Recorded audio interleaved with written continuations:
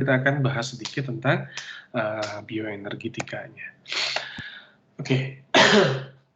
Jadi bioenergetika ini adalah suatu studi kuantitatif ya untuk melihat bagaimana energi ditransduksikan ya, dipindahkan dari suatu bentuk ke bentuk lain.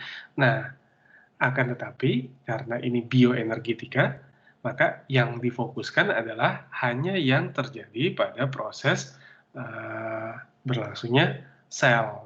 Nah, kira-kira seperti itu.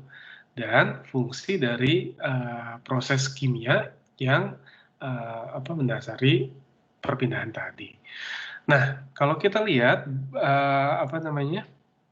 bioenergetika ya, ini akan mirip-mirip juga dengan termodinamika ya. Jadi perubahan bentuk energi itu akan mengikuti hukum-hukum termodinamika. Anda kenal ada hukum kekekalan energi ya, dipindahkan dari bentuk satu ke bentuk lain. Nah, kira-kira seperti itulah yang bisa kita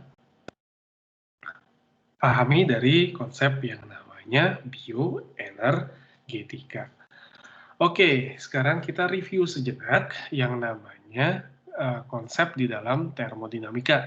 Ya, Anda kenal yang namanya G atau energi bebas Gibbs, di mana waktu di TPB itu adalah kerja maksimum, ya kan ya?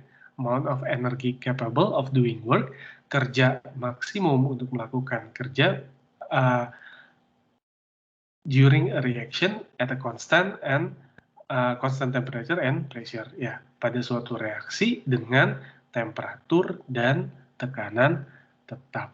Ya, waktu di TPB Anda bahas tentang delta G. Syaratnya di situ dia diturunkan pada kondisi tekanan tetap dan suhu tetap. Ya, kalau kondisinya tidak seperti itu, maka parameter yang biasa digunakan orang bukan lagi delta G. Nanti orang fisika kondisinya tidak suka di temperatur dan tekanan tetap. Misalkan dia kondisinya lain. Nah, dia biasa pakai nanti yang namanya parameter A atau disebut sebagai energi bebas Helmholtz ya. Nah, kalau kita di kimia, di biokimia atau di biologi ya, nah kaitannya dengan reaksi-reaksi kimia itu kita lebih menyukai proses-proses pada temperatur dan tekanan tetap. Kenapa? Karena memang itu real yang terjadi di alam gitu ya, pada suhu tetap atau pada pada temperatur pada tekanan tetap. 1 atm misalkan suhu tetapnya berapa. Nah, misalkan seperti itu. Nah, oleh karena itu parameter yang biasa kita gunakan adalah Gibbs atau delta G ya, perubahan energi bebas Gibbs-nya. Lalu kita ingat-ingat sejenak ada konsep di termodinamika yang kita sebut sebagai entalpi. Entalpi itu adalah suatu panas yang terlibat dalam suatu reaksi kimia atau reaksi biokimia kasus kita, gitu ya. Nah, entalpi itu adalah seperti itu. Lambangnya adalah H, ya. Lalu kemudian ada juga konsep yang kita kenal dengan yang namanya entropi atau S. Nah, ini adalah suatu besaran yang kuantitatif gitu ya. Ini bisa dihitung artinya kalau kuantitatif ya.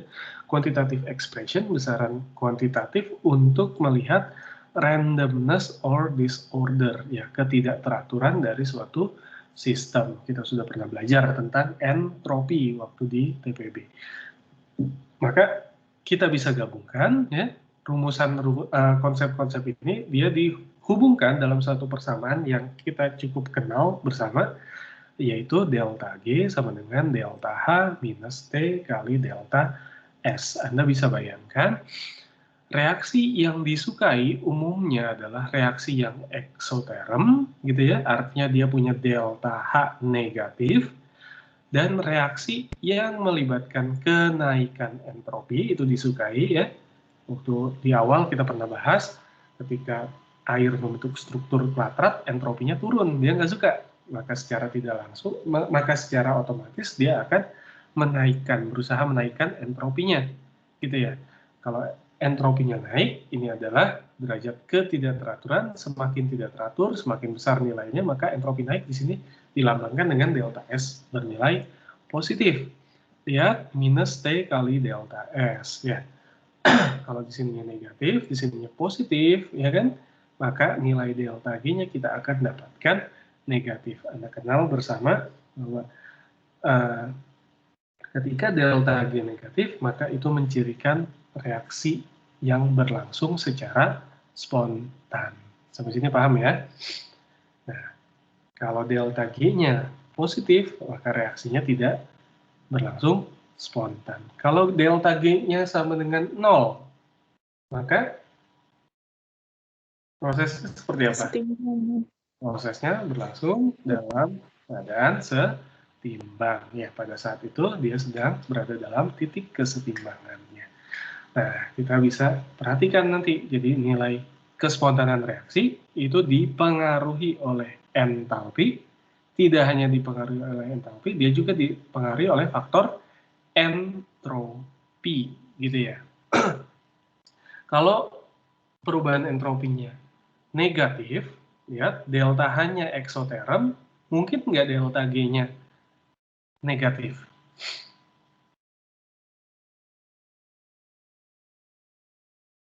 Mungkin atau tidak? Kita dapatkan delta G negatif, reaksi yang spontan, ketika delta H-nya eksoterm negatif, delta S-nya negatif. Mungkin nggak? Ya, diingat-ingat lagi.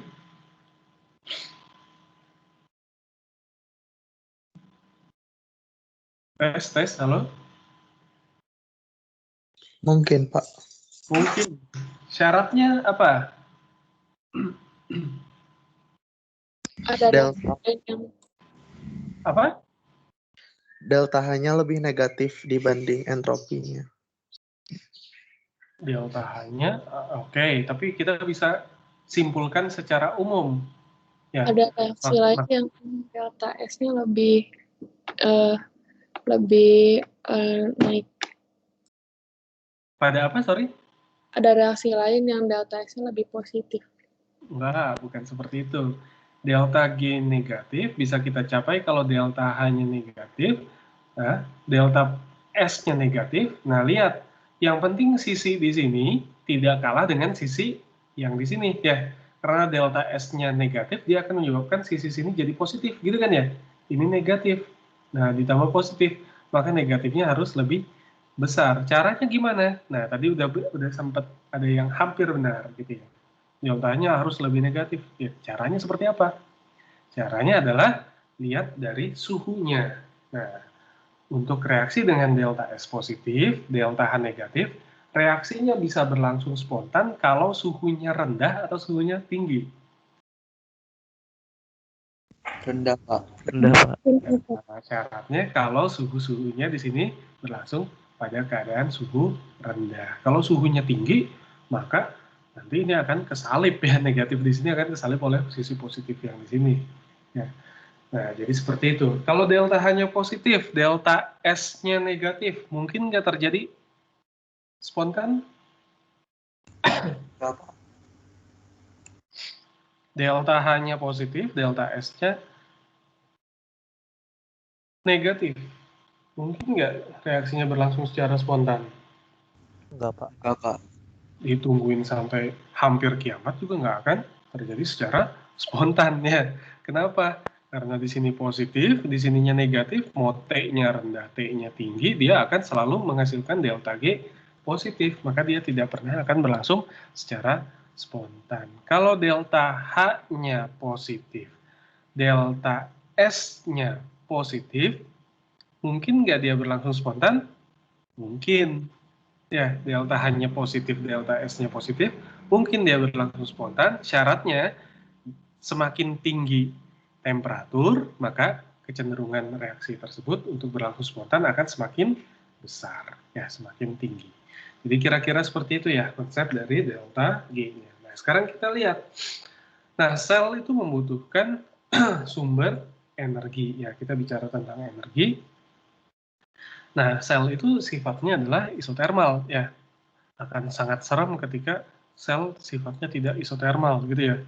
Saya sekarang ngomong suhunya 37, pas lagi saya nafas suhunya 40, Pas lagi saya buang napas, suhunya 15. Waduh, saya nggak tahu bagaimana keadaan badan saya kalau seperti itu. Nah, sel itu akan selalu, dia akan idealnya akan selalu bersifat yang namanya isotermal, gitu ya. Suhunya akan selalu dijaga tetap, ya. Ya, suhunya, dan mau nggak mau, tekanannya juga sebenarnya akan selalu dijaga tetap, gitu ya. Nah, kira-kira seperti itu. Nah, sel dia butuh dan perlu menggunakan free energy ya untuk kelangsungan hidupnya, energi bebas. Nah, kalau Anda punya sel heterotropik, ya, heterotrop, maka energi bebas tadi ya itu didapatkan dari nutrien molekul dari makanan, misalkan contohnya. Kita organisme heterotrop atau bukan? Kalau di biologi manusia. Iya, Pak, heterotrop. Iya ya, benar ya. Jadi, karena kita tidak bisa menciptakan nutrisi sendiri gitu ya, maka kita butuh pasokan nutrisi dari lingkungan ya, dari berupa makanan ya kan, dari tumbuhan, dari hewan dan seterusnya. Nah, kalau sel fotosintetik, nah, dia bisa menyerap energi langsung dari energi radiasi dari matahari, gitu ya. Nah, baik itu sel heterotrop maupun sel fotosintesis, maka dia akan mengubah energi tadi, free energi tadi ke dalam bentuk yang namanya ATP dan dan other energy rich compound, ya, molekul berenergi tinggi lainnya untuk untuk bisa menyediakan energi untuk kepentingan fungsi biologinya, untuk kepentingan kelangsungan hidupnya pada konstan temperatur, pada temperatur yang tetap. Nah, kalau Anda lihat sebenarnya ini saya cuma crop aja ya, baru semalam saya crop slide-nya. Ya, Anda sebenarnya kalau belajar ya jadi jangan dari slide ya, dari sini, dari bukunya. Nah, ini buku Strayer. Nah, saya sebenarnya ambil dari sini. Dan satu lagi saya ambil dari, misalkan contohnya ini ya, buku Leninger. Nah, Anda bisa lihat di sini. Ini sebenarnya saya cuma crop aja. Jadi untuk lebih detailnya Anda tetap diharapkan membaca textbooknya. Nah, kira-kira seperti itu ya. Diubah ke dalam ATP atau molekul berenergi tinggi lainnya. Sekarang kita review sejenak untuk reaksi A ditambah B jadi C ditambah D dengan koefisien A kecil, B kecil, C kecil, D kecil, maka kita akan punya nilai delta G0 aksen. Saya nggak bisa menemukan simbolnya, di sini harusnya nolnya lebih kecil lagi ya, ini saya pakai superscript, salah. Delta G0 aksen ini akan sama dengan minus RT ln keaksen equilibriumnya. Ya, kita punya persamaan seperti ini ya, maka kita bisa tahu nanti dari sini berapa nilai K-nya, di mana K-nya adalah sama dengan C dikali D ya, pangkat koefisien C kecil D kecil dibagi dengan A dikali D pangkat koefisien A kecil B kecil, gitu ya. Nah, kenapa di biokimia itu selalu pakai aksen-aksen ya? Kenapa? Karena kita langsung set dia keadaannya standar dalam keadaan sel ya. Kalau ada suhunya ditaruh di 37 derajat Celcius gitu ya, atau suhu sel di situ. Kalau dia ada pH di situ digunakan ya, konsentrasi H+-nya di set di pH 7 ya. Nah, itu adalah kondisi standar. Maka di biokimia biasa Anda temukan ada delta G0 aksen ya, tambahan aksennya ini ya. Nah, sebagai contoh, hitunglah berapa energi bebas, perubahan energi bebas standar dari reaksi yang dikatalisis oleh enzim fosfoglukomutase yang mengubah glukosa 1 fosfat menjadi glukosa 6 fosfat. Ini ada di reaksi jalur mana? Ada yang masih ingat?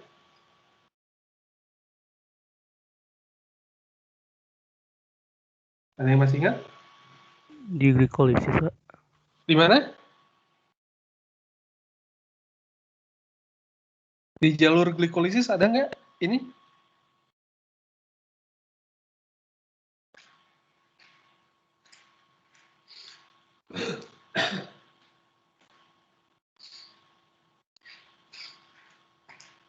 Di jalur glikolisis nggak ada, tapi lihat produk yang dihasilkan ini bisa masuk ke pintu glikolisis, masuk di glukosa 6-fosfat. Jadi kemungkinan dia ada di pintu masuk glikolisis yang bukan dari glukosa, tapi langsung masuk dari glukosa 6-fosfat gitu ya. Nah, jika diberikan starting konsentrasi glukosa 1-fosfatnya adalah 20 milimolar, ya, ketika ini konsentrasi 20 milimolar dan belum ada terbentuk glukosa 6-fosfat, the final equilibrium, ya, mixture at 25 derajat Celcius and pH 7, dia mengandung, ketika di awal dia ditambahkan 20 milimolar glukosa 1-fosfat, ya, belum ada glukosa 6-fosfatnya. Pada saat telah mencapai titik kesetimbangan pada suhu 25 derajat Celcius dan pH 7, nah ternyata diketahui konsentrasinya berubah, di sini jadi 1,0 milimolar, lalu glukosa 6-fosfatnya terbentuk sebanyak 19 milimolar. Pertanyaannya, does the reaction in the direction of glucose 6-fosfat formation, apakah reaksi pembentukan glukosa 6-fosfat ini proceed with a loss or gain of free energy, menghasilkan atau membutuhkan energi. Nah, maka kita bisa hitung dari nilai K-nya dulu, kita hitung nilai K-nya pada K ini adalah konsentrasi ini pada saat kesetimbangan. Ingat, pada saat kesetimbangan, bukan pada saat awal reaksi. Ya. Maka di sini kita hitung 19 milimolar dibagi dengan 1 milimolar sama dengan 19. Kita hitung dengan rumus delta G0 aksen sama dengan minus RT ln K aksen equilibrium. Ya, minus 8,314 Joule per mol Kelvin dikali suhunya 25 derajat Celcius ln 19. Delta G0 aksennya minus 7,3 kilojoule per mol. Artinya, proses pengubahan glukosa 1-fosfat ke glukosa 6-fosfat ini, dia menghasilkan energi bebas sebesar 7,3 kilojoule per mol. Itu tandanya negatif. Nah, iya, kalau tanda negatif di situ artinya menghasilkan energi, ya, karena reaksinya spontan, ya, nggak butuh energi, ya kan?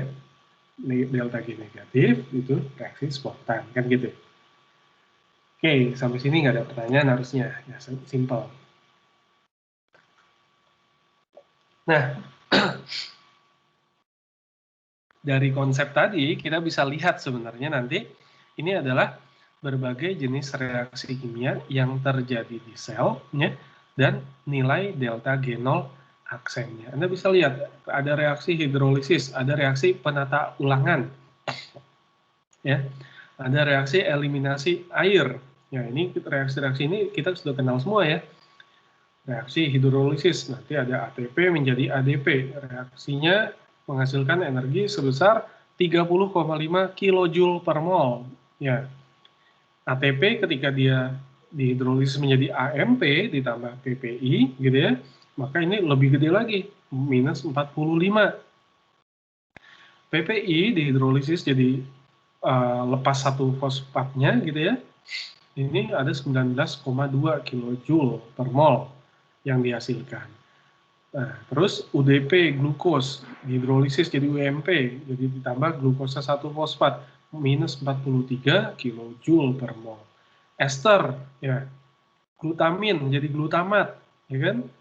Nah, ini reaksi hidrolisis minus 14,2 kilojoule per mol menghasilkan energi. Maltosa jadi glukosa, laktosa jadi glukosa dan galaktosa, ini menghasilkan energi. Reaksi penataan ulangan, ini reaksi yang tadi minus 7,3 kilojoule per mol. F6P jadi ke G6P, berarti ini dari F6P dirubah jadi G6P, ini minus 1,7. Reaksi di siklus TCA, malat jadi fumarat. Ya, masih ingat ya kemarin ya, si isokesunat. Terus apa lagi? Si isokesunat. Fuma oke. Ya, si-nya dari sitrat, ya. Sitrat terbentuk karena dia bergabung dengan oksaloasetat gitu ya. Sitrat ke isositrat, ya kan? Nah, sebenarnya dia melewati intermediate yang namanya cis-asonitat gitu ya. ya, jadi isositrat. Nah, si isositrat kemudian jadi ke alfa ketoglutarat, su berarti masuk ke succinyl-CoA, nat berarti masuk ke suksinat, kemudian dari suksinat ke fumarat, fumarat ke malat. Nah, ini reaksi kebalikannya. Ini 3,1 kJ per mol. Oke, baru ke oksalastat. Nah, glukosa ya dioksidasi ini jadi minus 2840 kJ per mol. Nah, Anda bayangkan tuh. Ya, glukosa dioksidasi ini terdapat sekian. Ya, palmitat ya kalau Anda palmitat ini misalkan Anda dapatkan dari lemak ini jauh lebih besar lagi, minus 9.770 kJ per mol. Ya, ini adalah standar free energinya. Nah, sekarang kita lihat untuk reaksi ini sebenarnya yang kita hitung adalah delta G, bukan delta G 0 aksen. Ya, kalau delta G 0 aksen itu hanya pada keadaan standar. Ya, pada keadaan realnya, maka Anda berlakukan persamaan yang ini. Yang Anda hitung adalah delta G-nya. Ya, apakah dia negatif, apakah dia positif. Nah, ternyata delta G Anda ketahui bersama sama dengan delta G 0 aksen ditambah RT ln K. Gitu kan ya. Pada saat kesetimbangan, makanya delta G0 sama dengan minus RT ln K. Gitu kan ya. Nah, kenapa? Karena pada kesetimbangan delta G-nya sama dengan 0, maka delta G0 sama dengan minus RT ln ini berubah jadi K-nya. Ya, maka ketemu persamaan yang ini lagi. Nah, aslinya dari sini, delta G sama dengan delta G0 ditambah RT ln Q. Nah, ini Q. Ya, bukan K. Kalau K itu terjadi konsentrasi pada saat kesetimbangan. Tapi kalau Q itu adalah pada saat di awalnya, ya pada saat sesaat. Ya, Anda ingat dulu perbedaan K dengan Q, tetapan kesetimbangan dengan koefisien reaksi. Maka ini nilai delta G-nya kita bisa tentukan dengan delta G 0 aksen ditambah RT ln Q ini. Q-nya adalah konsentrasi C pangkat C kecil, konsentrasi B pangkat B kecil dibagi konsentrasi A pangkat A kecil dikali konsentrasi B pangkat B kecil. Nah, artinya apa? Artinya, walaupun Anda punya nilai delta G0 aksen negatif, positif seperti ini, malat jadi fumarat gitu ya, ini positif, reaksi ini bisa berlangsung secara spontan atau tidak? Bisa. Bisa. Caranya seperti apa? Caranya adalah kita bermain di konsentrasinya. Dengan cara kita bermain di konsentrasi, maka kita bisa mendorong proses yang tadinya nggak spontan bisa menjadi spontan. Ya, caranya seperti itu. Nah, itu yang dilakukan oleh tubuh juga. Ya, jadi dia bermain-main di konsentrasi ketika misalkan harus beradaptasi konsentrasi apa sangat-sangat kecil supaya bisa jalan prosesnya gimana. Nah, dia main di konsentrasinya. Cara main konsentrasinya gimana kalau sel? Nanti kita akan cek di bagian kontrol dari metabolisme. Nah, berikutnya, Anda ingat lagi bahwa sifat dari energi bebas, Gibbs, itu adalah fungsi keadaan. Kalau kita bicara fungsi keadaan, artinya dia hanya ditentukan oleh keadaan awal dengan keadaan akhir saja. Ya, delta G itu adalah fungsi keadaan. Jadi, untuk kasus misalkan A berubah kesetimbangan menjadi B, dan B berkesetimbangan menjadi C, maka dia punya nilai tetapan kesetimbangan tersendiri masing-masing, gitu ya. Maka dia juga akan punya nilai delta G0 aksen 1 untuk yang reaksi ini, dan ini delta G0 aksen 2 untuk reaksi yang ini. Nah, prinsip dari bioenergetika menjelaskan bahwa reaksi yang endergonic, ya, yang unfavorable, yang tidak disukai, bisa didriven, bisa didorong, ya, menjadi reaksi yang spontan, ya, to a highly exergonic reaction through a common intermediate, dengan melewati suatu intermediate. Caranya gimana? Caranya dikoplingkanlah suatu reaksi. Kenapa? Karena ini fungsi keadaan. Jadi Anda bisa lihat glukosa jadi glukosa 6-fosfat, tahap pertama reaksi glikolisis, ya. tahap investasi, ya, di awal, Anda bisa lihat glukosa akan diubah jadi glukosa 6-fosfat. Ya, ini ditambah dengan PI. Ya, delta genol aksennya itu 13,8 kJ per mol. Reaksi ini unfavorable, ya, tidak disukai secara energetika.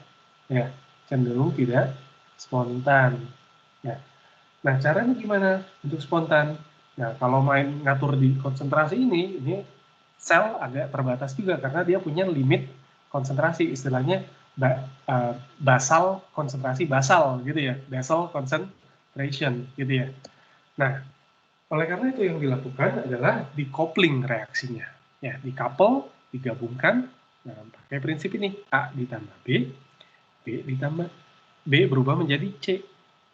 Nah, maka reaksi totalnya adalah A jadi C dengan nilai delta G0 sama dengan delta G0 aksen 1 ditambah 2. Maka ini glukosa ditambah PI, glukosa 6-fosfat ditambah H2O, decoupling, reaksinya digabungkan dengan reaksi hidrolisis ATP yang kita tahu punya energi sebesar minus 30,5 kJ per mol. Nah, ini lihat berubah jadi ADP ditambah PI. Nah, ini kita coret, ini kita coret.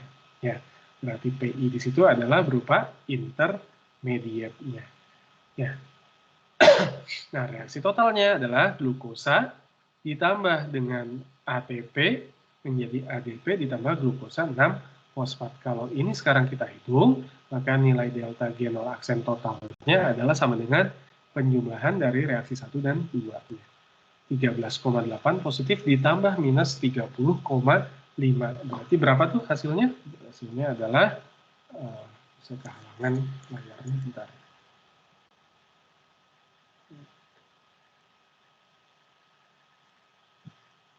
16,7 kilojoule per mol. Sampai sini ada pertanyaan? Tidak ya? Nah, jadi reaksi-reaksi di dalam sel yang unfavorable bisa kita dorong dengan mengkopling reaksi dengan hidrolisis ATP misalkan. Ya, reaksi yang menyediakan sejumlah besar energi untuk dimanfaatkan untuk mendorong reaksinya ke arah reaksi yang disukai. Nah, jadi prinsipnya seperti ini. Misalkan saya punya A berubah menjadi B ditambah C, B kemudian berubah menjadi D, lalu kalau kita gabungkan, maka di sini sebenarnya adalah sama dengan A berubah menjadi C ditambah D. Sekarang Anda bayangkan reaksi glikolisis yang sudah Anda pelajari. Ya, reaksinya itu terus-menerus kan ya, berlangsung dalam kesetimbangan dari bentuk 1 ke bentuk 2, bentuk 2-nya dirubah ke bentuk 3, kesetimbangan lagi, dan seterusnya. Nah, kenapa tubuh melakukan seperti itu? Supaya gampang mengkontrolnya. Ketika ada reaksi-reaksi yang sifatnya tidak favorable, ya, maka dia bisa didorong reaksinya. Nah, supaya menjadi favorable, ya, menjadi disukai. Contoh misalkan reaksi A menjadi B ditambah C itu plus 21, B menjadi D itu minus 34 kJ per mol. Kalau kita gabungkan sebenarnya ini adalah reaksi A menjadi C ditambah D, ini 13 kJ per mol, ya, minus 13 kJ per mol. Ya, reaksinya jadi positif di sini, spontan gitu ya, favorable.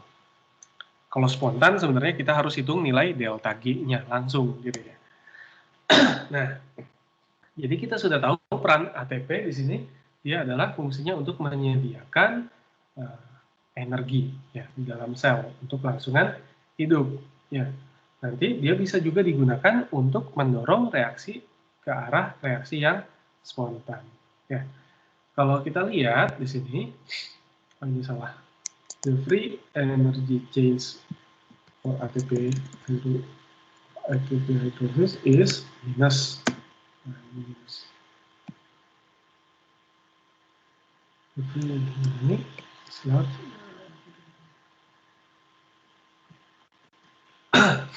Nah, Anda bisa lihat gitu ya. Hidrolisis ATP tadi minus 30,5 kJ per mol. Ingat, itu adalah delta G0 aksennya.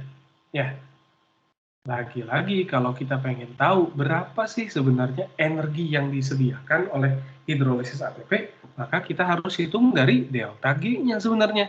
Ya, sama dengan delta G0 ditambah RT ln Q-nya. Nah, ternyata kalau kita lihat ya, kalau kita ukur konsentrasi di misalkan red hepatosit gitu ya, itu konsentrasi ATP-nya adalah sekian, ADP-nya sekian, AMP-nya sekian, PI-nya sekian. Di miosit dari tikus itu sekian ATP-nya, ini ATP-nya sekian. Oleh karena itu, energi yang disuplai oleh hidrolisis ATP sama atau tidak di masing-masing kompartemen ini? Beda. Sangat berbeda ya. Jadi tergantung apa? Tergantung dari konsentrasi di sini. Nah, tubuh punya basal concentration tadi, ya tubuh punya aturan gitu ya. Oh, untuk di miosit ATP-nya harus agak lebih tinggi, ADP-nya ini kurang. Kalau di hepatosit ini kurang, ininya mirip-mirip lah sedikit. Di neuron ATP-nya harus lebih tinggi dari ADP, ADP-nya tapi dengan ATP nggak terlalu beda jauh. Di human erythrocyte harus segini, di E. coli cell dia harus tinggi banget ATP-nya gitu ya. Nah, dan seterusnya. Jadi kira-kira seperti itu. Jadi tubuh punya mekanisme seperti itu, artinya apa? Suplai energi yang dihasilkan pada masing-masing kompartemen akan berbeda untuk walaupun reaksinya sama dari hidrolisis ATP, tapi nanti hidrolisis ATP-nya ketika dilakukan di hepatosit, maka suplai energinya akan berbeda dengan di human erythrocyte. Ya. Supaya apa? Supaya nggak banyak mubazir. Jadi prinsipnya metabolisme adalah sel itu selalu pintar gitu ya. Dia akan buat sistem supaya tidak mubazir gitu ya. Tidak kelebihan, tidak kekurangan. Nah, kira-kira seperti itu. Dia akan selalu jaga. Ya. Nah, sekarang kita lihat apakah hanya ATP saja yang bisa mensuplai energi? Ternyata tidak. Ya, kalau kita lihat level yang paling tinggi senyawa yang berenergi tinggi itu justru didapatkan di fosfoenol piruvat. Anda kenal fosfoenol piruvat di glikolisis di tahap ke-10 ya. Di tahap ke-9 dan 10 ya. Di tahap ke-9 produknya adalah PEP, fosfoenol piruvat. Di tahap ke-10-nya fosfoenol piruvatnya dirubah menjadi piruvat gitu ya.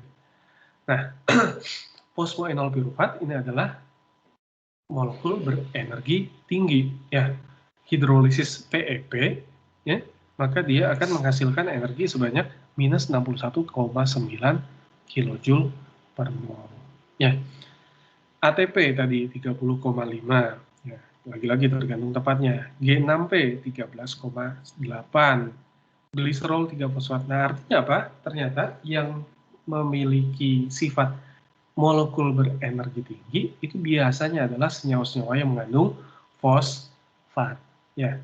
Kenapa? Karena hidrolisis fosfat akan menghasilkan fosfat bebas. Produk fosfatnya, kalau Anda gambarkan struktur Lewis-nya di TPB masih ingat, ya, maka bisa mengalami resonansi. Nah, dengan mengalami resonansi pada produk, maka dia menstabilkan produk. Kalau produknya stabil secara energetika, energinya akan turun. Nah, Anda bayangkan secara energetika, energinya akan turun. Nah, bentar ya. Oh ini ada kebuka. Nah, ini dia. Ini tadi bekas kidas, kita hapus dulu. Oke, jadi ini kondisi awal, misalkan ya, kondisi senyawa molekul berenergi tingginya, ya. Lalu kemudian ketika dia dihidrolisis terbentuk PO4 3-. PO4 3- ini dia bisa beresonansi. Kalau dia beresonansi di produk sini kan ya. Nah, produknya beresonansi, maka terjadi kestabilan. Kestabilan resonansi. Kalau kestabilan resonansi, maka otomatis ini misalkan energi produknya, maka energi produknya akan jauh lebih turun lagi. Nah, itulah kenapa alasan mengapa senyawa-senyawa fosfat itu merupakan senyawa yang kita sebut sebagai berenergi tinggi. Senyawa lainnya ada juga ya yang kita sebut sebagai senyawa tioester. Kalau tioester itu ambil contohnya dari asetil-CoA, ada ikatan S dengan H gitu ya. Ada C dengan S, kemudian S-nya dengan H gitu ya. Nah, itu yang namanya tioester. Contohnya asetil-CoA. Ini juga menghasilkan energi hidrolisisnya 31,4 kJ per mol. Ya. Oleh karena itu, Anda ingat di proses pengubahan pirufat menjadi asetil-CoA, benar ya? Pirufat nanti kan akan diubah menjadi asetil-CoA. Asetil-CoA kemudian diapain?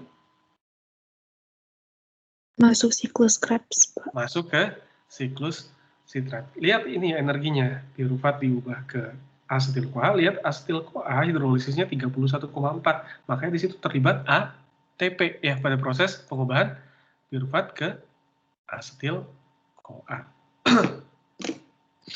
Mana slide kita? Bentar. Glikolisis ya kemarin ya. Coba kita lihat.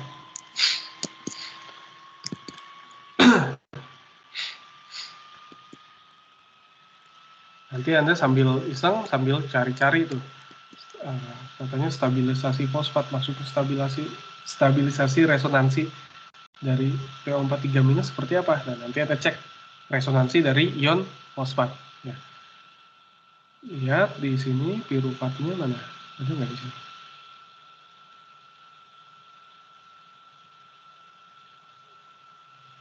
Piruvat. Oh, nggak ada ya di sini. Ini gluconio. Oh, nggak ada di sini. Pyruvate to acetyl-CoA reaction.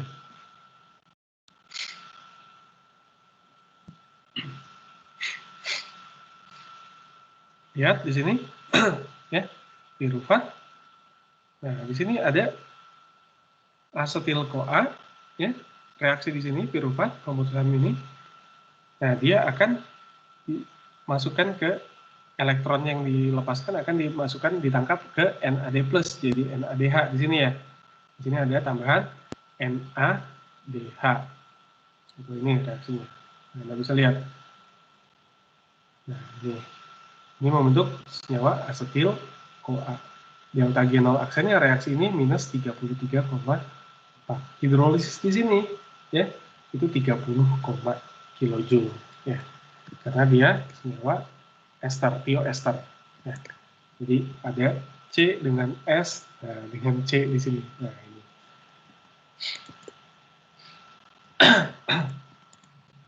Oke, kita lanjut ke sini. Nah, kemarin ada pertanyaan, kenapa ATP yang digunakan sebagai energi currency di dalam sel? Ya, karena ATP yang nilainya ada di pertengahan sebenarnya. Ya, kalau Anda lihat, ini cukup ada di pertengahan sehingga dia bisa mensuplai tidak berlebihan, dia bisa mensuplai tidak terlalu kekurangan. Jadi seperti itu. Nah, Anda bisa lihat ATP. Sebagai contoh, ya ini reaksi dari glutamat menjadi glutamin. Ya, Anda bisa lihat ini struktur dari glutamat. Nah, untuk berubah menjadi glutamin, dia harus dibarengi dengan hidrolisis ATP. Yang biasa kita tuliskan itu adalah reaksi satu tahapnya. Sebenarnya yang terjadi adalah dia mengalami 2 tahap reaksi. Tahap pertama, lihat ATP-nya dihidrolisis menjadi ADP. Tahap pertamanya, ya ini masih belum ngomongin glutamatnya. Lalu kemudian glutamatnya, ya ini kan akan terikat di enzim. Nah, glutamatnya akan membentuk intermediate dulu, ya, enzim bound glutamyl phosphate. Nah, jadi glutamatnya jadi glutamil, ya karena dia terikat di protein, di enzim, dan dia akan mengikat fosfat yang dilepaskan dari hidrolisis ATP. Baru kemudian tahap berikutnya, fosfatnya dilepaskan. Nah, ini akan berubah menjadi glutamin. Ya, yang sebenarnya yang terjadi adalah seperti itu, 2 tahap reaksi. Ya. Jadi ATP memprovide atau menyediakan energi itu melalui atau dengan cara grup transfer, ya, transfer gugus fungsi, yaitu gugus fosfatnya. Karena ketika dia sudah terikat fosfat seperti ini, maka glutamat di sini, ya, glutamil fosfat ini adalah molekul berenergi tinggi, maka dia akan mudah untuk berubah menjadi glutamin. Oke, jadi ATP berperan secara kovalen di dalam enzim catalyze reaction. Ya. Nah, jadi cara dia menyediakan energinya adalah seperti itu. ATP itu hidrolisisnya adalah bersifat eksergonik, ya, menghasilkan energi dalam jumlah yang sangat besar, dan ATP hidrolisis ATP bisa mendrive atau mengarahkan metabolisme dari reaksi yang tidak disukai menjadi reaksi yang disukai secara energetika. Nah, itu kita bicara tentang senyawa fosfat. Nah, berikutnya kita masukkan kaitannya ke metabolisme. Kemarin saya janji gitu kan, saya ingin memperlihatkan petanya gitu ya, metabolisme. Nah, yang baru kita pelajarin, Anda jangan sombong dulu ya, oh saya sudah ngerti glikolisis, gluconeogenesis, siklus TCA. Yang Anda pelajari itu baru di bagian sini, karbohidrat metabolism. Nah, ini sampai ke siklus TCA. Nanti ada energi metabolism, di sini fosforilasi oksidatifnya. Nah, jalurnya ya yang Anda pelajari baru jalur cepatnya, jalur lurusnya saja, belum masuk jalur cabang-cabangnya. Nah, Anda bisa lihat di sini lipid metabolism, ya, metabolism of complex lipid, nanti akan berbeda lagi. Metabolism of complex carbohydrates itu akan berbeda lagi. Nucleotide metabolism, asam nukleat metabolismenya seperti apa? Ya, ada di sini lagi beda ya. Nah, tapi semuanya intinya adalah dia akan mengarah ke siklus TCA, gitu ya. Nah, metabolism of cofactors and vitamins, gitu ya. Lalu metabolism of other amino acid metabolism, kalau Anda makan protein, dia masuk dari sini, dan seterusnya. Ya, metabolism of other substance. Nah, jadi metabolisme itu sangat-sangat ruwet, ya. Kalau Anda lihat di sini ada banyak-banyak titik. Nah, Anda bayangkan titik-titik di sini, ya, itu adalah produknya, gitu ya. Ini adalah reaktan, dia melibatkan banyak reaktan, dia melibatkan banyak substrat, dia melibatkan banyak produk, dia melibatkan banyak enzim. Nah, bagaimana metabolisme itu diatur oleh sel? Kalau saya dulu membayangkannya adalah, kita bayangkan ini seperti pipa air yang di masing-masing titik di sini, ini ada kerannya, ya, ada keran airnya. Nah, untuk melihat mana laju yang harus diperlambat, mana laju yang harus diperbesar, nah itu cara sel adalah main buka tutup keran air tadi, ya, mengatur istilahnya fluxnya, flux gitu ya, aliran metabolismenya. Bagaimana cara dia mengatur? Nah, nanti kita akan pelajari. Sampai sini ya, ada pertanyaan dulu sebelum saya lanjutkan.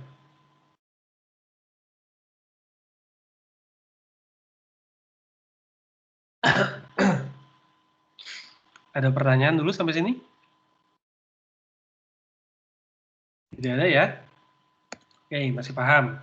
Nah, sekarang kita lihat. Metabolic pathways contain many recurring motifs. Nah, Anda bisa lihat ya, di jalur metabolisme Anda akan ketemu yang molekul yang namanya activated carriers of electron. Yang pertama, for fuel oxidation, ya, untuk proses oksidasi. Biasanya di reaksi-reaksi metabolisme yang sudah Anda kenal kemarin, ada molekul yang kita kenal sebagai NAD+. NAD+ ini adalah molekul carrier, ya, dibilang carrier berarti pembawa elektron, ya. Dia misalkan ada reaksi seperti ini, RCOH, ini ada R aksen di sini ada H, lihat, ditambah dengan NAD+. Nah, ini lihat OH-nya ini dilepas ya. Jadi satu ditangkap hidrogennya ya, ketika dia lepas ya kan, dia akan ditangkap elektronnya. Ini kan hidrogen kan punya elektron. Nah, dia akan ditangkap oleh NAD+ menjadi NADH. Nah, ini senyawa pembawa elektron ya, si NADH ini. Nah, biasanya kita temukan dia pada kasus VO oxidation. Ya, reaksinya akan seperti ini. Kalau ada NAD+, pasti akan ada NADH ditambah H+. Ya, kenapa dia bisa seperti ini? Kalau kita lihat strukturnya, lihat, ini adalah struktur dari NAD+, nikotinamid adenin dinukleotide. Ya, lihat. Ini adalah NAD+, yang atas, yang bagian bawah adalah NADP+. Ya. Nah, kira-kira seperti itu. Kalau di NAD+, ini nyambung, ini satu. Kalau NAD+, R yang di sini, ya, ini adalah H, hidrogen. Kalau di NADP+, di sini adalah PO32-. Ya, Anda lihat di sini, NAD+, dia sudah punya fosfat sebenarnya di sini. Ya. Nah, ini adalah reactive site-nya.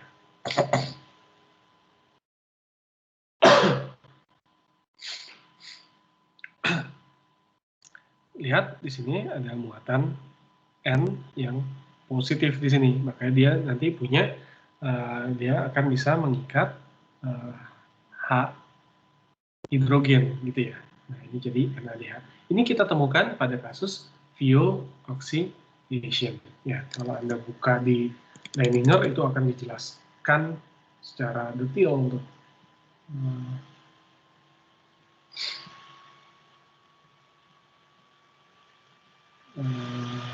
ya.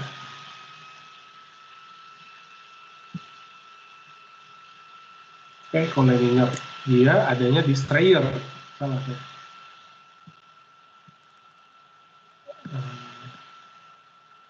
Nah, ini dia.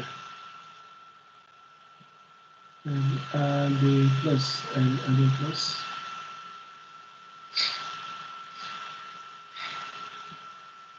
Nah, ini dia ya. NAD+. Nah, Anda bisa lihat, in aerobic organism, the ultimate electron acceptor in oxidation of fuel molecule is O2. Yeah. However, electrons are not transferred directly to O2. Ya. Jadi di metabolisme di organisme aerobik, ya, yang paling mungkin, yang paling berpotensi untuk menangkap elektron sebenarnya adalah oksigen. Nah, akan tetapi oksigen itu enggak menangkap elektron secara langsung, ya. Tapi dia harus lewat special molecule carrier. Nah, dia adalah yang kita sebut sebagai NAD+. Ya, NAD+. Nah, biasanya dia untuk menangkap elektron seperti itu.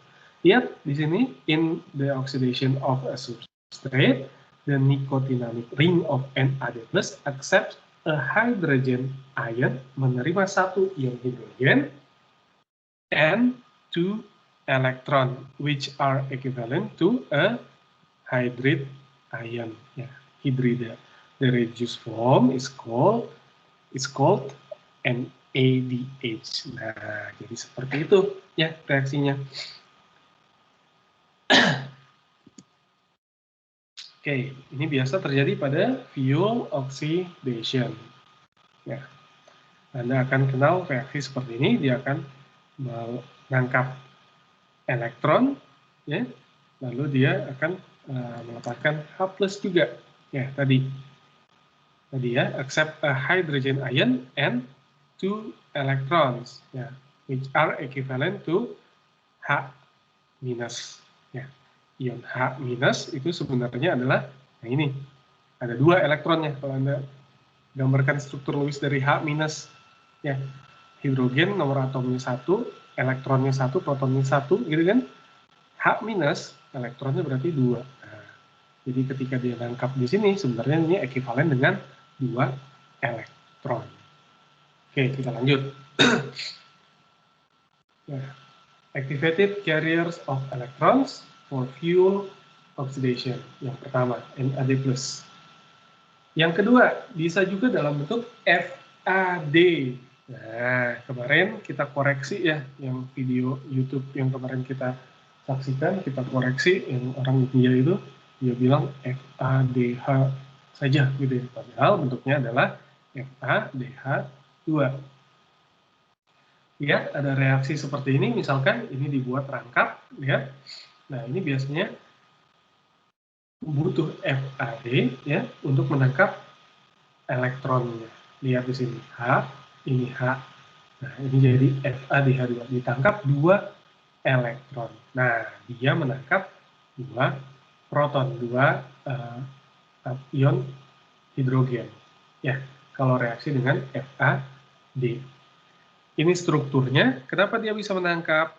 Ya, karena dia bisa ditangkap di bagian sini dan di bagian yang ini. Ya, dia bisa menangkap di situ. Kalau yang ini, nah, dia bisa menangkap di sini sebenarnya. Bentuk keadaan teroksidasinya adalah FAD. Kalau yang tadi NAD+, ini FAD. Bentuk keadaan ketika sudah menangkap hidrogen atau bentuk keadaan tereduksinya adalah FADH2.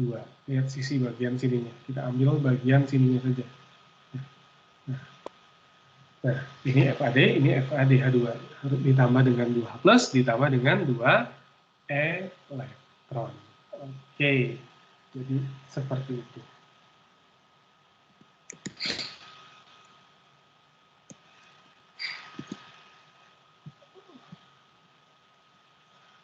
Kalau di buku ini akan lebih dekat lagi. Lihat ya, reactive part of AD ya adalah ring yang tadi ya.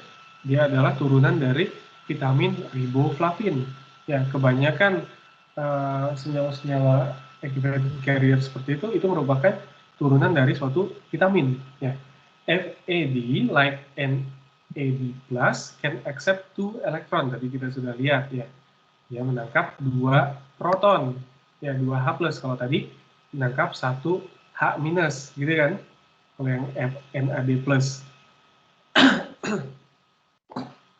Nah, kalau ini menangkap 2H+, ya, sehingga dapat jadi FADH2.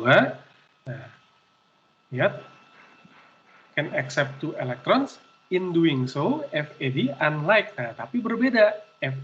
FAD berbeda dengan NAD+.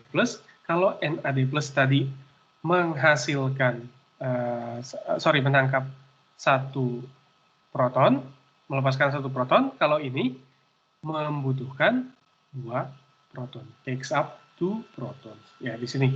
Ya. Kalau FAD tadi, reaksinya akan jadi seperti ini, NAD+, ya, akan dilepaskan H+, 1 buah. Kalau di sini justru butuh 2 buah H+. Oke. Kira-kira seperti itu. Nah, berikutnya, activated carriers of electron for reductive biosynthesis. Nah, kalau tadi untuk fuel oxidation, kita biasa pakai di NAD+ dan FAD. Nah, berikutnya untuk proses reductive biosintesis, ini digunakan NADPH. Nah, beda ya. Kalau tadi buat katabolisme, misalkan di glikolisis Anda ketemu reaksi dengan NAD+, di glikolisis Anda juga ketemu dengan reaksi dengan FAD ya, FAD ketemu di asam siklus TCA ya. Nah, kalau untuk biosintesis yang digunakan justru bukan NAD+, bukan juga FAD, tapi yang digunakan adalah NADPH. Kenapa? Electron donor in most reductive biosynthesis is NAD+. pH, gitu ya. NADPH, the reduce from nicotinamide adenine dinucleotide phosphate, ya, bentuk tereduksi dari senyawa tersebut. Nah, lihat, high potential electron are required in most biosynthesis because the precursors are more oxidized than the products. Nah, lihat, NADPH ini is used, selalu digunakan almost exclusively, ya, pada proses biosintesis, di mana NADH itu biasanya adalah digunakan ketika proses generasi dari ATP, ya, produksi ATP. Kenapa? Karena extra phosphoryl group dari NADPH, ini strukturnya, ini extra phosphoryl groupnya, ya, is a tag that enables enzyme to distinguish between high potential electron to be used in anabolism and those to be used in catabolism. Nah, lihat, kita bandingkan sekarang struktur NADPH, gini ya. Ini ada fosfat, lalu di sini ada fosfat tambahan. Di sini ada fosfat, ya, tidak ada fosfat tambahan, ya. Nah, oleh karena itu, lihat, dia bisa membedakan kalau ada fosfat tambahan di sini, ya, ini energinya jauh lebih tinggi. Nah, oleh karena itu, enzim yang bertugas nanti, dia bisa membedakan, oke, kita akan gunakan NAD plus atau NADP plus. Nah, dia akan bisa membedakan seperti itu. Kalau prosesnya anabolism, maka anabolism biosintesis, maka dia akan pakai NADP plus, ya, berubah menjadi NADPH. Ya, kalau katabolism berarti dia ingin menghasilkan energi, ya, maka yang dibutuhkan adalah NADH atau FADH2, NAD plus atau FADI. Ya, kira-kira seperti itu. Sampai sini paham? Bisa dimengerti? Bisa, Kak. Bisa ya. Coba kita balik lagi ke ingatan kita sebelumnya, di proses mana yang ada melibatkan NADPH. Di glikolisis ada nggak yang melibatkan NADPH? Nih. Ya. Lihat. Ini ATP, ini ada NAD+, jadi NADH ya tadi, jadi H+, gitu ya.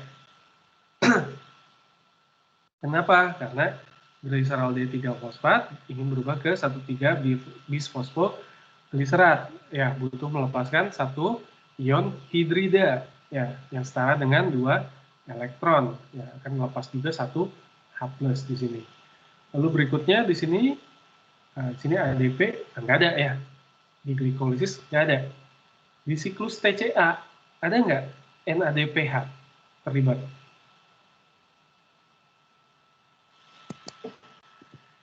Ayo buka-buka lagi catatannya. Siklus TCA, kalau waktu dulu saya ditugasinya gitu ya, menggambar siklus TCA dengan baik, dengan rapih, dengan baik, dengan bagus gitu. Supaya apa? Supaya ingat. Nah, coba lihat di siklus TCA.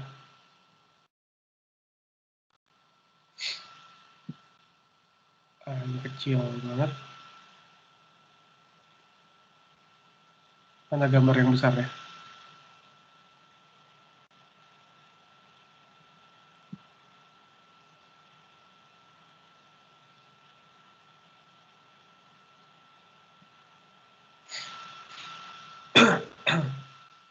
Di siklus TCA ada nggak kira-kira NADPH? Nggak ada, Pak. Tidak ada. Ya, kenapa? Karena itu masih berkaitan dengan fuel oxidation process. Ya, nah, sorry, ada sebenarnya NADPH. Ada atau enggak?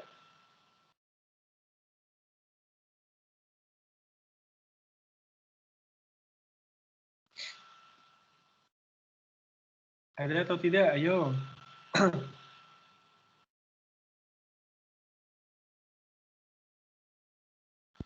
Ya, lihat kalau di siklus TCA-nya tidak ada, tapi kalau kita balik proses siklus TCA-nya, nah itu bisa membutuhkan NADPH. Kalau siklus asam sitratnya kita balik proses arahnya, gitu ya. Oksalostat jadi malat, nah di sini akan butuh NADPH. Ya, nah, kira-kira seperti itu. Sekarang kita lihat, kalau di siklus gluconeogenesis, kira-kira ada atau enggak NADPH? Kita ingin mencoba memahami ulang, gitu ya.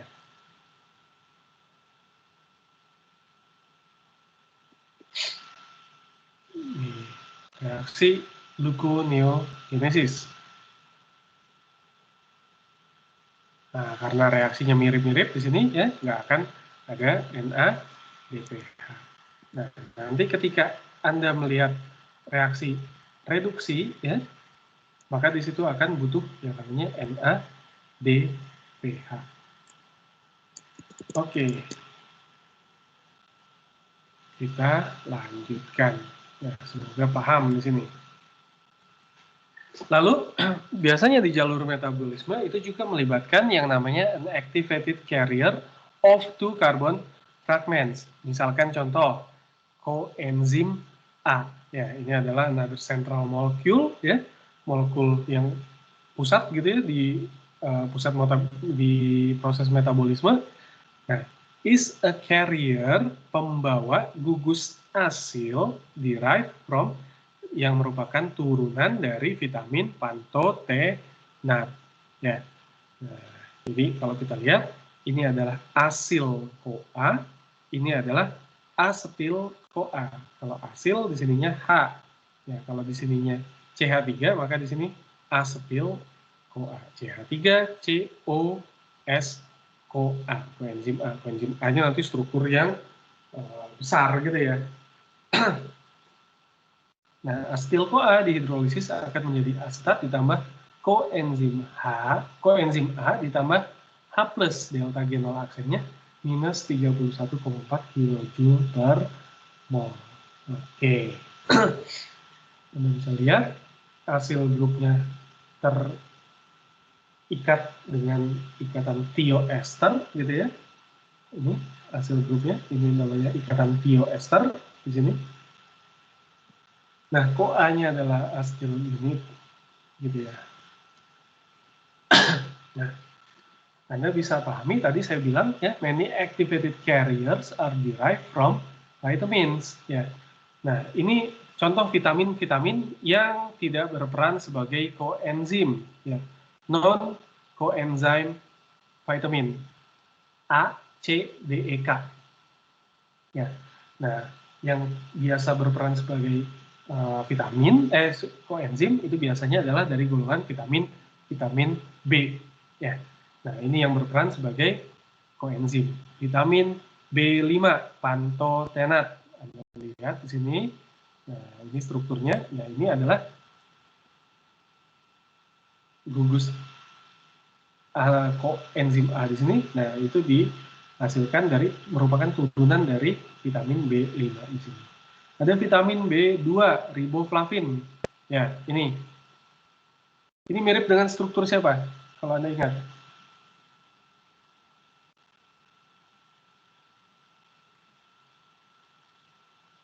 Baru tadi.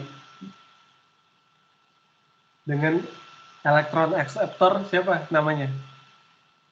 FAD bukan Pak? FAD. FAD, ya. Itu. Nah, coba lihat di sini. Mana tadi? FAD. Nah, ini ya. Nah, ini turunan dari B2,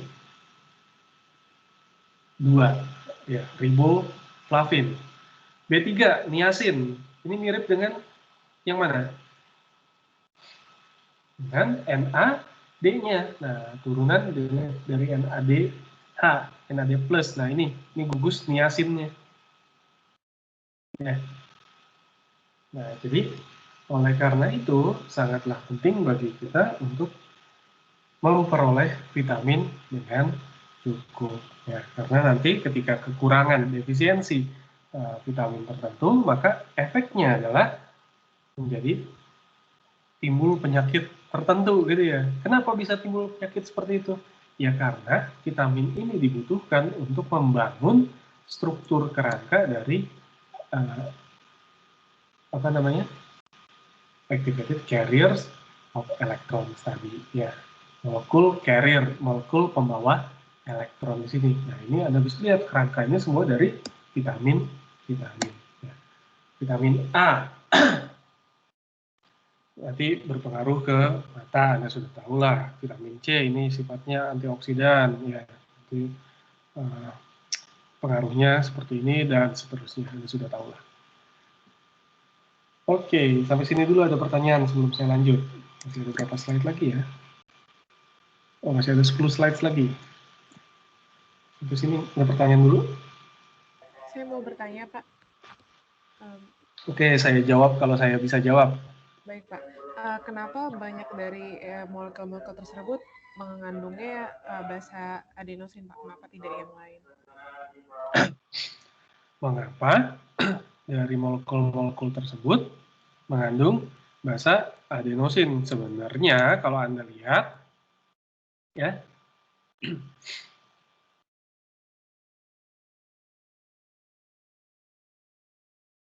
basa adenosin mananya maksudnya? Molekul-molekul yang mana nih maksudnya? Tunggu. Itu kayak ininya. Iya, ada. Ya, karena nanti di sini logikanya adalah selnya harus efisien, efektif, ya. Maka kerangka-kerangka adenosin ini bisa didapatkan, ya. Nanti bisa digunakan juga, misalkan di bagian kompartemen tertentu, proses ini terjadi di mana. Nah, akan ada banyak apa namanya?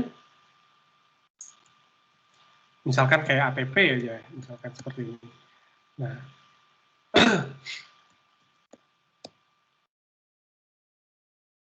seperti ini. Nah, dia fosfatnya di sini masih bisa disambung lagi.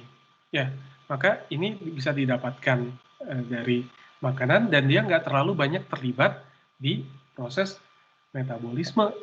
Ya, makanya nanti di sini akan dijaga. Coba bayangkan kalau misalkan kerangkanya di sini dari suatu karbohidrat, sedangkan karbohidrat sendiri berperan aktif ya masuk ke jalur-jalur di sini.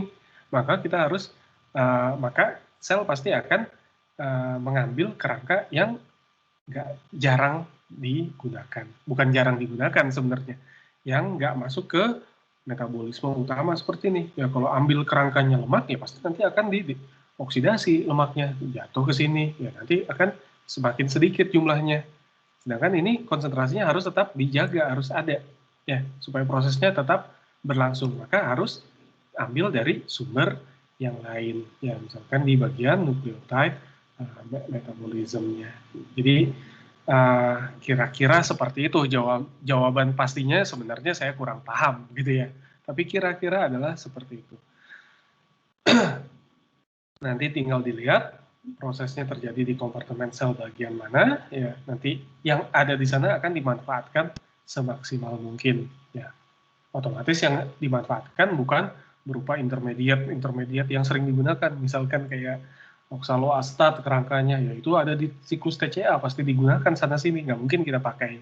Ya, jadi kemungkinan besar adalah seperti itu. Paham? Baik, Oke. terima kasih, Pak. Ada lagi pertanyaan?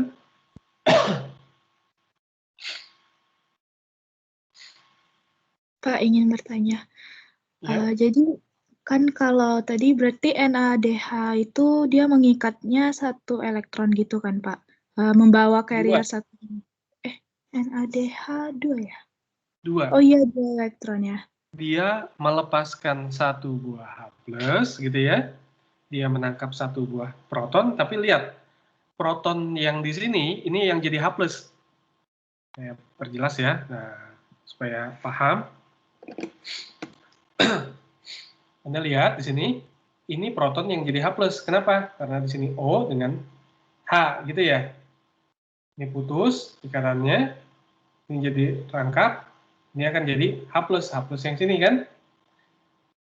Hidrogen yang di sini, lihat kalau Anda punya CH4. Berapa bilox C? Kalau Anda punya CH4? 4, Pak. Plus 4. Ya. Bilox H-nya berapa? Plus 1. Untuk yang ini CH4, masa plus 4 dan plus 1? CH4 kan Oh ya, minus 4, Pak. minus 1, ya. Minus 1, ya. Bukan minus 4, minus 1, kan bilox H-nya. Ini minus 1, ini minus 1, ini minus 1, ini minus 1. Nah, Anda lihat bilox H-nya di sini minus 1. Ini senyawa hidrida makanya, ya. Nah, Anda bisa lihat di sini, ya. Artinya kalau dia muatannya minus 1, H minus, ya kan? Kalau hidrogen kan Lewisnya seperti ini. Kalau H minus seperti apa? Maka ada tambahan 1 elektron. Nah, gitu ya. Makanya dia menangkap 2 elektron di sini. Paham? Paham, Pak. Sudah terjawab ya? Jadi hidrogen yang di sini ini adalah H minusnya yang ditangkap itu setara dengan 2 elektron di sini H plusnya. Bedanya dengan FAD di mana? Lihat kalau FAD di sini yang ditangkap adalah 2 elektron ya. Sama, dia menangkap 2 elektron. Oke, nah ini reaksinya nih. Berarti Pak, karena dia bermuatan jadi positif, NAD plusnya itu Pak, itu bisa mempengaruhi kenapa dia menghasilkan ATP yang lebih banyak dibandingkan FADH ya Pak, FADH2 ya Pak. Nah, itu nanti kita lihat dulu ya. Itu nanti bukan perkara di sini elektronnya di sini sama gitu ya, sama-sama 2, tapi nanti ada perbedaan jalur masuk dari proses fosforilasi oksidatif antara NADH dengan FADH2. Dia ada beda jalur masuknya. Nah, nanti ketika dia beda jalur, dia akan konsekuensinya dia akan berbeda secara sisi energi yang dihasilkan. Nah, itu nanti ada di pertemuan selanjutnya. Kita hold dulu jawabannya, ya. Baik, Pak. Terima kasih, Pak. Oke, ada lagi pertanyaan?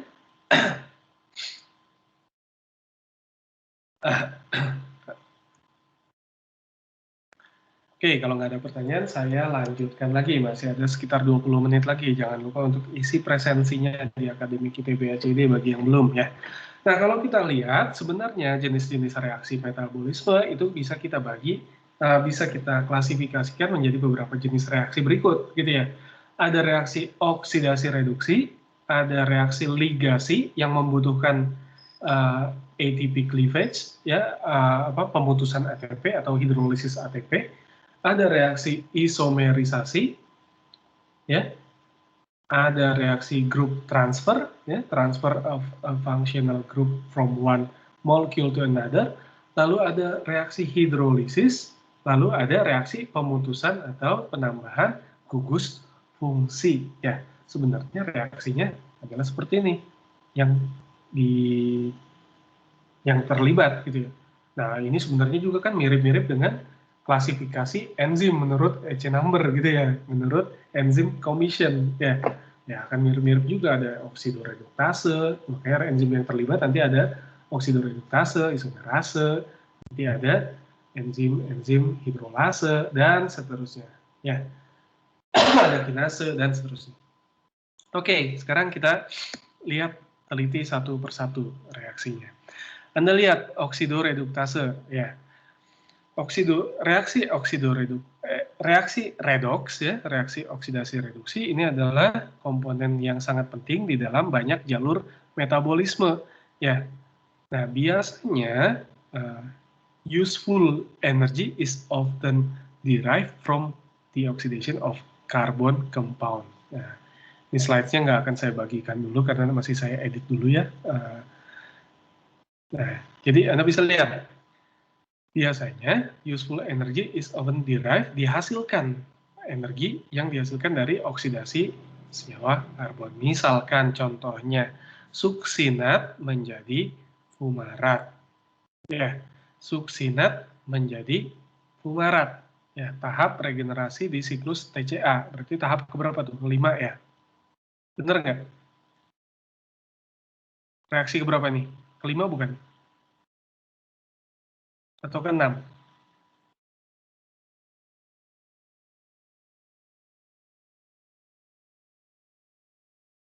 Ayo, oksaloasetat bergabung dengan asetil-CoA. Jadi sitrat. Itu reaksi pertamanya. Ini reaksi keberapa berarti? Ke-6, Pak. Ke-6-nya. Oke. Dengan asumsi cis-asonitat tidak dihitung gitu ya? Iya, Pak. Dari sitrat menuju isositrat lewat intermediate sebenarnya ya. Oke, sekarang kita lihat. Ini ditambah dengan FAD, jadi fumarat, ditambah FADH2. Anda bisa lihat di sini, ini adalah reaksi redoks. Ya, di sini dia dioksidasi karbon di sini, lihat CH2, di sini ada CH2, dioksidasi sehingga membentuk rangkap. Jadi CH, di sini CH, gitu ya. Lalu kemudian hidrogennya ditangkap oleh FAD sebanyak 2 buah. FAD di sini keadaan teroksidasi, bentuk teroksidasinya, ini keadaan bentuk terreduksinya. Ya, kira-kira seperti itu. Reaksinya biasanya melibatkan FAD atau NAD+. Ya. Nah, Anda lihat. Contoh malat jadi oksaloasetat, FuMaOK, berarti di bagian akhirnya ya. Tahap regenerasi si oksaloasetat. Ini ditambahkan dengan NAD+. Kenapa? Karena di sini terjadi reaksi redoks. Ya. Dari COH, dari alkohol di sini, ini akan dioksidasi menjadi aldehid. Ya. Nah, jadi gugus aldehid. Tunggu. Kalau ini jadi gugus keton ya. Karena di sini ada C, di sini ada C gitu ya. Jadi gugus keton, sorry. Nah, dari sini alkohol dioksidasi jadi keton, gugus keton. Maka di sini malat jadi fumarat, butuh elektron akseptor gitu ya, namanya NAD+. Nah, ini dia menjadi senyawa pembawa elektron berupa NADH. Jadi setiap reaksi redoks biasanya akan melibatkan molekul pembawa elektron di sini. Kenapa? Karena reaksi redoks melibatkan elektron yang ditransfer, akan butuh molekul pentransfer elektron tadi. Sampai sini paham? Ada di sini elektronnya akan, ini kan mengalami oksidasi. Kalau mengalami oksidasi berarti dia akan melepaskan elektron, elektronnya akan ditangkap oleh FAD sehingga FAD mengalami reduksi. Nah, jadi seperti itu. Intinya kalau ada reaksi redoks, enzimnya yang terlibat adalah oksidoreduktase, dia akan terlibat molekul pembawa elektron atau penangkap elektron FAD atau NAD+. Ya. Kalau prosesnya fuel oxidation. Paham ya? Berikutnya, nanti Anda cek-cek lagi. Kalau di jalur metabolisme karbohidrat yang sudah Anda pelajari, mana tuh reaksi mana yang melibatkan ini? Ya. Benar nggak dia terlibat FAD atau NAD plusnya? Reaksinya benar nggak? Oksidasi, reduksi. Ya, nanti Anda cek lagi. Berikutnya, reaksi ligasi. Ya, ligasi kayak semacam lem gitu ya, menempelkan gitu ya. Nah, biasanya dia reaksinya adalah ikatannya terbentuk dengan menggunakan energi bebas dari hasil hidrolisis ATP. Kalau ada reaksi ligasi, biasanya ada ATP terlibat di situ. Contoh, pirufat menjadi oksaloasetat.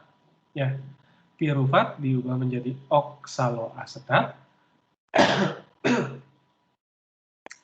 Lihat, ada CO2, ya kan? Ditambah CO2, ditambah ATP. Ada hidrolisis, ATP terjadi di sini. Ditambah produknya jadi ADP, ditambah PI, ditambah H+. Anda bisa lihat di sini, ini berubah jadi oksaloasetat. CO2-nya masuk ke bagian sini. Ya, ke bagian di sini. Nyambung. Ligasi.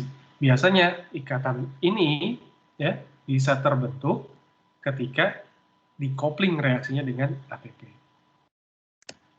Reaksi isomerisasi. Reaksi isomerisasi ini adalah reaksi penataan ulang atom di dalam suatu molekul. Ya, biasanya lihat reaksi ini ya penting biasa terjadi untuk menyiapkan molekul berikutnya untuk dijadikan reaksi redoks. Contoh, dari sitrat ke isositrat ini adalah reaksi isomerisasi. Lihat di sini CO minus CH2 COH, CO minus CH2 COOH. Lihat OH-nya dipindah ke sini. Nah, ini strukturnya kalau Anda hitung jumlah atomnya sama. Ya, ini merupakan isomer sitrat dengan isositrat. Ya, tapi molekulnya berbeda. Kenapa harus dibuat jadi isositrat? Biasanya kalau sudah diisomerisasi, dia akan lanjut ke reaksi redoks biasanya. Ya, kita lihat. Setelah isositrat kemudian dirubah jadi apa? Alfa ketoglutarat. Reaksinya redoks. Tahu dari mana? Saya nggak perlu lihat reaksinya. Lihat ada NADH di sini dilepaskan. Benar atau enggak? Iya, Pak. Ya, ada NADH berarti ada elektron di situ dilepaskan, ditangkap ke NAD+.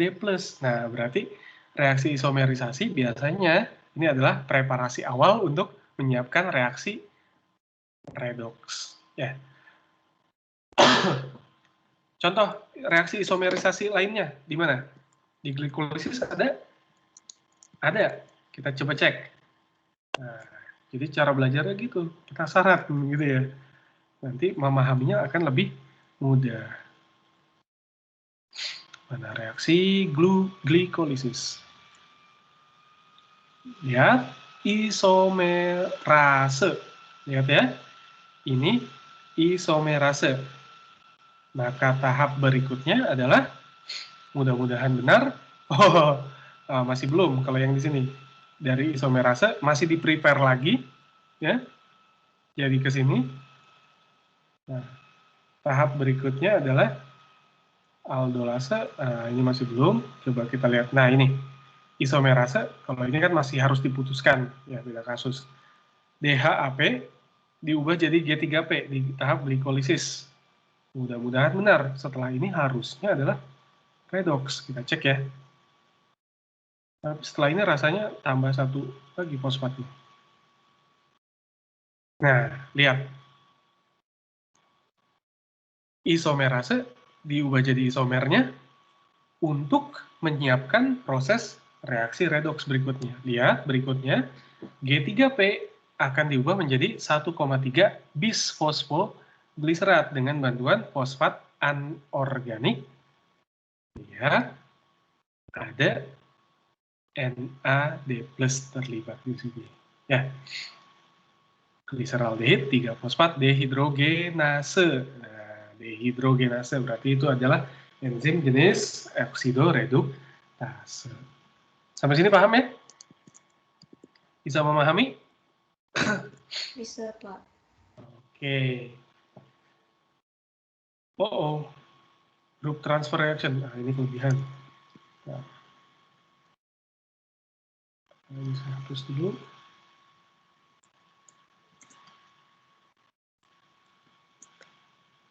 Nah, ya, hapus. Bentar.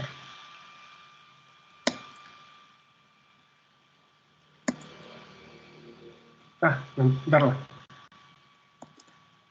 Lalu berikutnya grup transfer reaction, ya enzim-enzim kinase ya memindahkan gugus-gugus fosfat, misalkan contohnya dari glukosa ke glukosa 6 fosfat.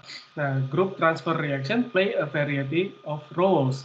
a phosphoryl group is transferred from the activated phosphoryl group carrier. Ya, pembawa gugus fosfat. Siapa pembawa gugus fosfat? Ya, ATP di sini. Ya, ditransferkan dari ATP ke glukosa. Tahapannya seperti apa? Ingat, tahapannya sebenarnya adalah 2 step reaksi. Ya, hidrolisis ATP dulu, baru kemudian gugus fosfatnya terikat kepada enzim bound substrate, gitu ya. Glukosa, misalkan ini heksokinase, heksokinasenya mengikat glukosa, glukosanya nanti ditempelkan dengan fosfat yang terlepas dari hidrolisis, gitu ya. Baru nanti dapat produknya G6P ditambah dengan ADP, ya. Jadi seperti itu. Jadi phosphoryl group is transferred from ATP to glucose, the initial step in glycolysis, a key pathway for extracting energy from glucose. Caranya gimana? Ya kita modali dulu supaya bikin dia jadi molekul berenergi tinggi, kan gitu ya. Nah, the reaction traps glucose in the cell, ya, so that further catabolism can take place. Nah, Anda penjelasan detailnya Anda bisa belajar sendiri dari textbook ini. Lalu berikutnya ada reaksi hidrolisis. Reaksi hidrolisis, nah ini adalah reaksi pemutusan oleh air, gitu kan ya. Kalau dibilang hidrolisis, berarti putus oleh air. Pemutusan oleh air. Misalkan contoh kita punya suatu apa ini namanya, ikatan peptida, ya, CONH dari protein, misalkan dihidrolisis, ya jadi seperti ini. Ya.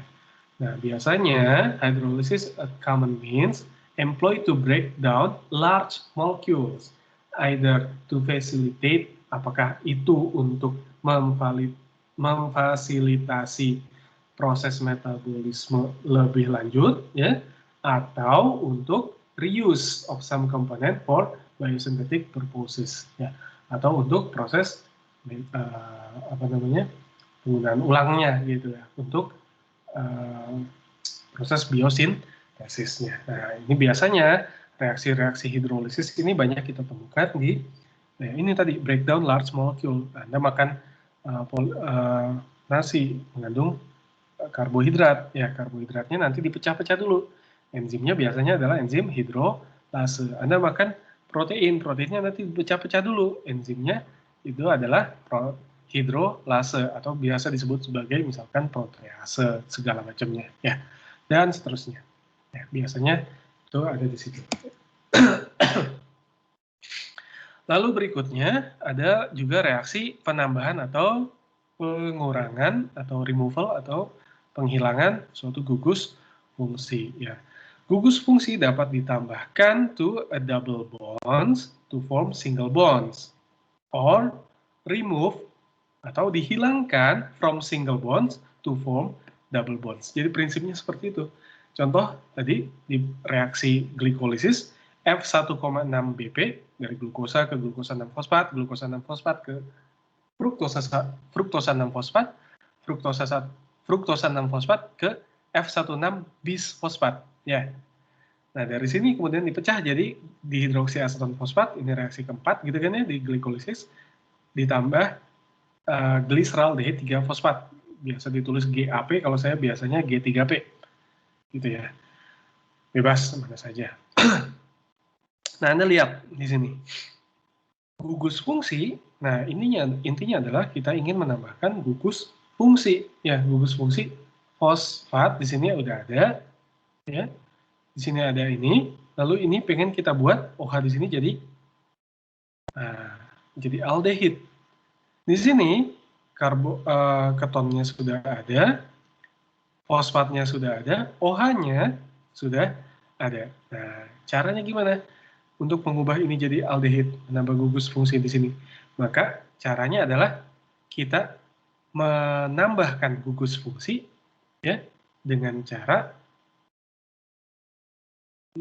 ini tadi, maybe added to double bonds to form single bonds, or remove from single bonds to form double bonds.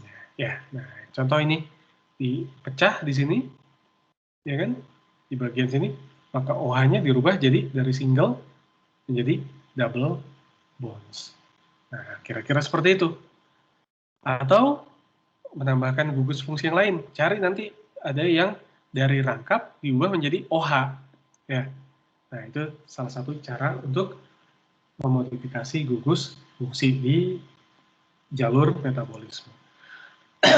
Nah, oke, bagian terakhir, 5 menit terakhir saya akan bahas tentang ini. Ya. Jadi, bagaimana metabolisme ya itu diregulasi, diatur sedemikian hingga supaya ketika Anda tidak butuh banyak energi, lagi santai, lagi leyeh-leyeh gitu ya, Anda tidak perlu memproduksi ATP sebanyak-banyaknya. Nah, ketika Anda, nah kan energinya tadi ya, jadi nggak perlu diproduksi ATP. Nah, ketika Anda santai misalkan, justru kebalikan, energinya justru kita simpan. Kan gitu. Yang diaktifkan malah proses penyimpanan energinya. Nah, tapi ketika Anda misalkan sedang lari, ya, Anda sedang olahraga misalkan, maka tubuh harus punya skema supaya mempercepat proses pembentukan energi di dalam selnya. Nah, jadi cara itu yang kita sebut sebagai regulasi. Bagaimana cara regulasi dari sel untuk mengatur proses metabolisme tersebut? Pertama, ada 3 cara, ya, 3 cara utama.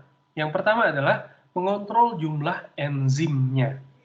Ya, misalkan ada metabolisme tertentu di bagian sel, di bagian jaringan sel tertentu, di bagian kompartemen sel tertentu, ini lajunya harus cepat.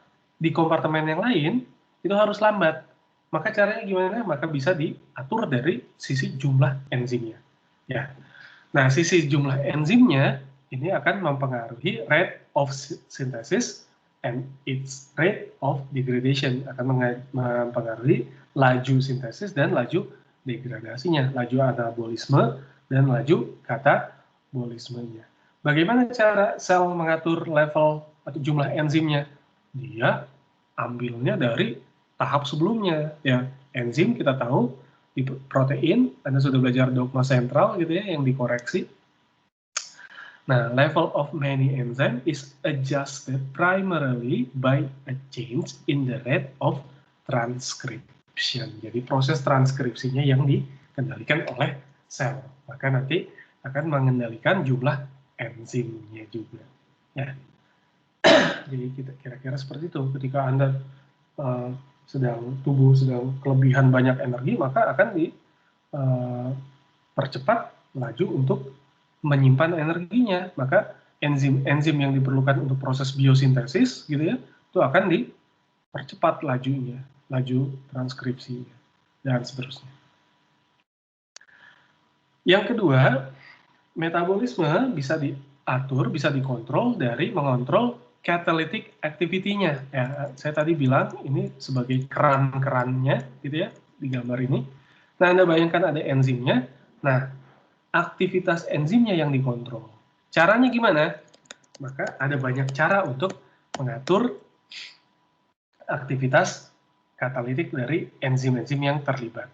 Misalkan ada yang namanya kontrol allosterik. Allosterik itu adalah enzim yang mempunyai bentuk konformasi yang berbeda ketika dia aktif dan ketika dia tidak aktif. Ketika hadir substrat banyak, maka bentuknya yang tadi males-malesan, enzimnya akan berubah menjadi semangat. Wah, ada substrat. Gitu. Ya, kita udah pernah bahas waktu itu di kinetika enzim. Nah, ketika substratnya sedikit, maka dia akan berubah menjadi konformasi, berubah konformasi enzimnya, konformasi proteinnya, menjadi bentuk yang tidak terlalu aktif. Ya. Ada bentuk istilahnya R state dan T state-nya. Ya. Lalu bisa juga feedback inhibition. Ya, misalkan proses glikolisis, ya. Proses glikolisis ternyata diinhibisi, proses yang pertama, tahap pertama, glukosa menjadi glukosa 6-fosfat. Nah, itu bisa diinhibisi dari produk yang terbentuk. Ketika dia diinhibisi oleh produknya, maka itu yang kita sebut sebagai feedback inhibition. Ya, bisa di produk yang pertama, bisa di produk yang terakhir, misalkan di bagian piruvatnya. Ya, kalau piruvatnya banyak, maka dia bisa menginhibisi enzimnya. Caranya gimana ya? Dia inhibitor, nempel ke enzim aja gitu kan ya. Contoh glukosa menjadi glukosa 6-fosfat. Ya, glukosa 6-fosfat itu menjadi inhibitor untuk enzim heksokinasenya. Ya, jadi artinya ketika sudah terbentuk banyak G6P, maka dia akan menginhibisi enzim heksokinasenya juga. Atau bisa juga dengan reversible covalent modification ya. Lalu ini many reactions in metabolism are controlled by the energy status of the cell. Nah, kebanyakan juga dikontrol dari level energi status ya. Dilihat status baterai Anda kalau Hn volt itu berapa persen. Nah, kalau di sel dia juga punya energi status ya. Nanti kita akan lihat. Nah, cara ketiga itu adalah accessibility of substrate ya. Cara dikontrol dengan tingkat kemudahan atau kesulitan suatu bagian tertentu, kompartemen tertentu untuk mengakses substratnya. Contoh, in eukaryote ya, kita termasuk eukaryot, metabolic regulation and flexibility are enhanced by compartmentalization gitu ya. Nah, for example, misalkan oksidasi asam lemak ya take place bertempat di mitokondria, berlangsung di mitokondria, di mana sintesis asam lemak itu tempatnya di sitoplasma. Nah, ada bagian-bagian tertentu ya, itu yang kita sebut sebagai kompartemen.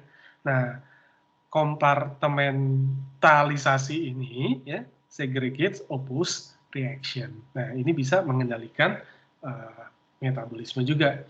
Jadi transfer dari substrat from one compartment, transfer dari substrat dari satu kompartemen ke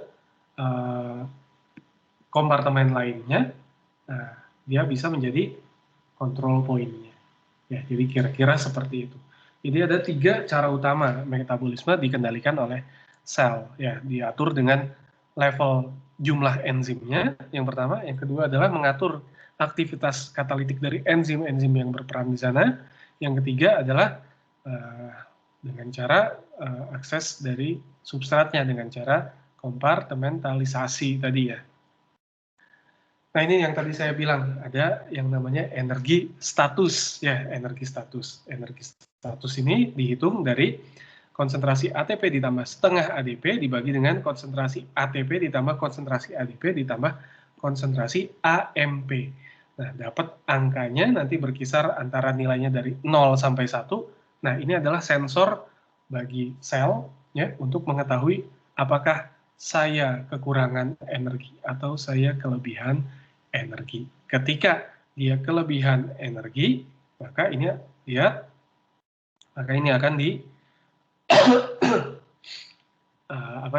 akan dikonsumsi energinya.